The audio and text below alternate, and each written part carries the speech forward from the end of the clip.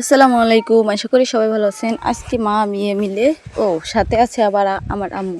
তো এই কয়জনে মিলে আমরা চলে যাচ্ছি বাজারে। বাজারে যাওয়ার কয়েকটাই উদ্দেশ্য। প্রথমত উদ্দেশ্য হচ্ছে আমার মেয়ের জন্য ডাক্তার দেখানো। তো তাই দুইজনে মিলে আগে আগে হাঁটতেছিলাম। তো যাওয়ার পথে দেখি আমাদের খালে কেউ একজন বসে দিয়ে মাছ মারতেছিল। তো হাঁটতে হাঁটতে আমরা প্রায় রাস্তার দিকে চলে আসছি।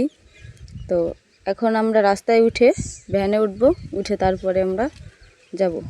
সরি, আরেকটা কথা বলা হয়নি। যাওয়ার আগে আবার আমরা একটা বাড়িতে যাব, সেখানে গিয়ে আমরা আবার কিছু মুরগির বাচ্চা দেখব। তো চলে আসছি সেখানে, মুরগির বাচ্চা দেখতে এসেছি, কয়েকটা মুরগি নেব।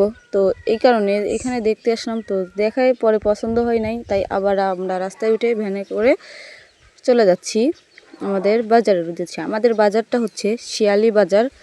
তো শিয়ালি বাজারে আমরা যাব ডাক্তারের কাছে, এবং এর সাথে আরেকটা কাজ হলো আমরা ওখানে গিয়ে দুধ নেব আমার মেয়ের জন্য।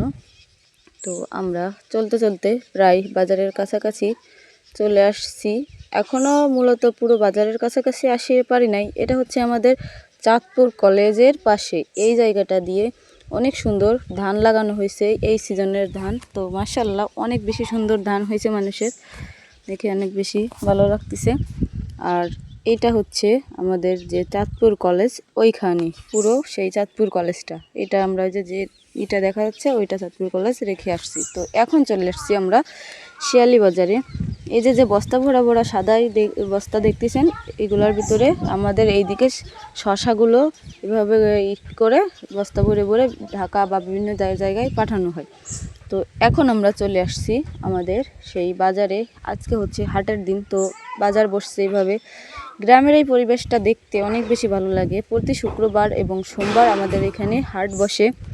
তো এখানে মানুষ শাক সবজি বিভিন্ন ধরনের জিনিসপত্র নিয়ে বসে। তো চলে আসছি আমরা ডাক্তারের কাছে।